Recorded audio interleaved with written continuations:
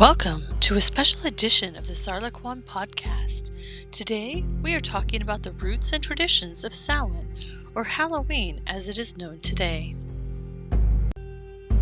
Historically, Samhain is the time of year to harvest your final crops and cull your animals for food in preparation for the coming darkened winter, when food and light to work are in short supply.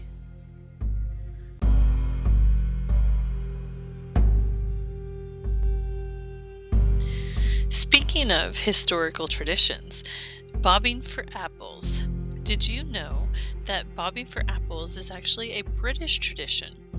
And it started out in romance, actually. So there's a couple of different ways that they would go about this. One way was that each apple would be named for the mate of a female. And she would go to the apples and she would bob for the apples. And if she got one of the apples named for whichever males she was interested in and got it with the first bite, that meant that it was true love and they were destined to be together. If it took her 2 bites, then they would fall in love, but the love would fade. And if it took her 3 bites, they were doomed. Now, another superstition was if a girl put the apple she had bitten underneath her pillow, she would see her future soulmate in her dreams that night. Or another approach to the game was a race to be the first to bite the apple and the first to emerge, and that person won your heart. We have so many traditions this time of year. It's fun to look at the history and yet still enjoy them, regardless of what they mean to us today.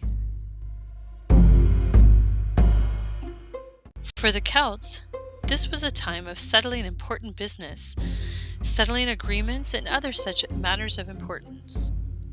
This was considered an auspicious time for divination or other such practices, as the veil between the worlds was thinner, thus giving us a stronger connection.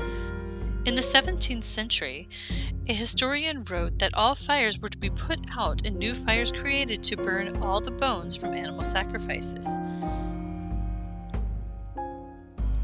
Some people would take these bone torches and home to light their hearth with. Some say from these bonfires we got the modern name bonfire. While there tends to be a lot of conjecture in regards to history, we do know this was a fun, festive time, a time of dancing and celebration, and that's something I can always get on board with. While some of the exact practices are difficult to say with certainty, we do know that there would have been dancing, feasts, animal sacrifices, and costumes made from animal skins and likely animal heads. Because Samhain is considered to be a time of thinning of the veil between the living and the dead, many forms of divination are considered to be highly auspicious during this time. However, this thinning was also considered to be a double-edged sword, being that spirits could roam the earth, with humans wreaking havoc if they pleased. While some spirits were benevolent, some were cruel or angry and able to do harm during this time. This is where the tradition of dressing up in a scary costume came into play.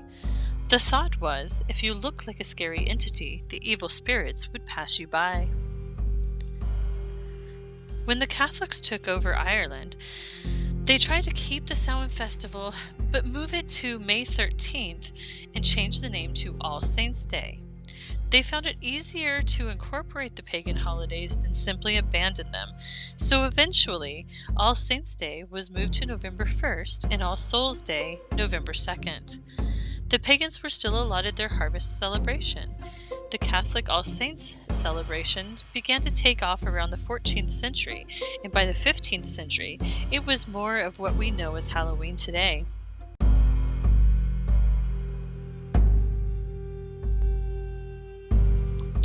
What is divination? Now, divination is the art or the practice that seeks to foresee or foretell future events, or to discover hidden knowledge. Usually, in the form of cards or crystals or bones. There's many different forms, but that's divination is trying to see or foretell the future.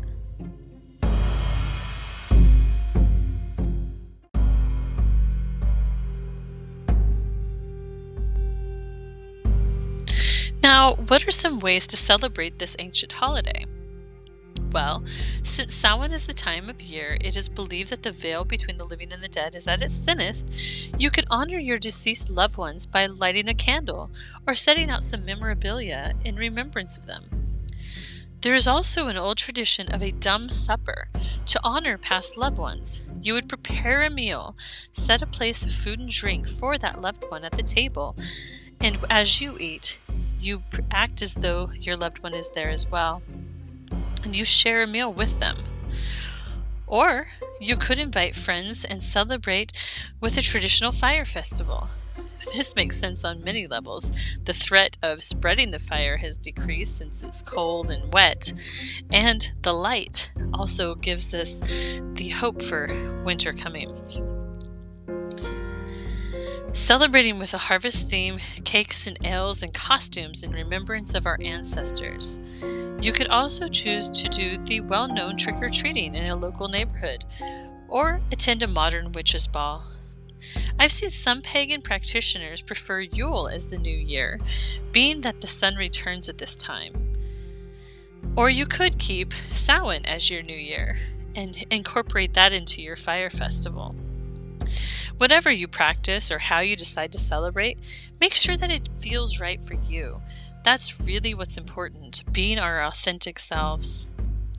No matter how you celebrate, or even if you don't, we all know the weather is changing, darkness is falling, and that crisp autumn air is here. We can all admire the beauty of this season and enjoy such wonderful treasures such as warm stews and hot apple cider and pumpkin treats as we spend time with those we cherish. For ultimately, every holiday and every season is about capturing the joy and meaning of the season. Whatever meaning you attach to this season can become your family tradition. Regardless of the path that you may take in this life, I wish you all a beautiful season and happy adventures.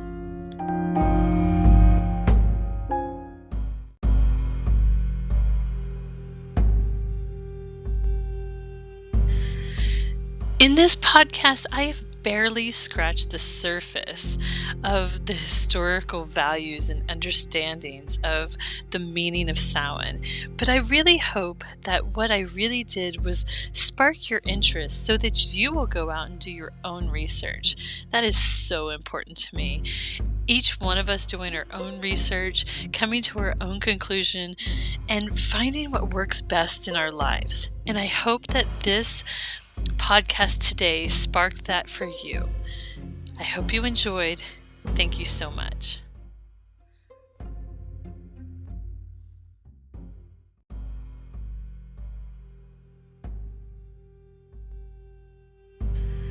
I'm your host, Brittany Starr. Thank you for joining our Zarlaquan podcast for this special Samhain edition. Join me again next week as we begin November together for new adventures. Today, I'll leave you with my original song called Samhain in My Fields. Enjoy and have a great week.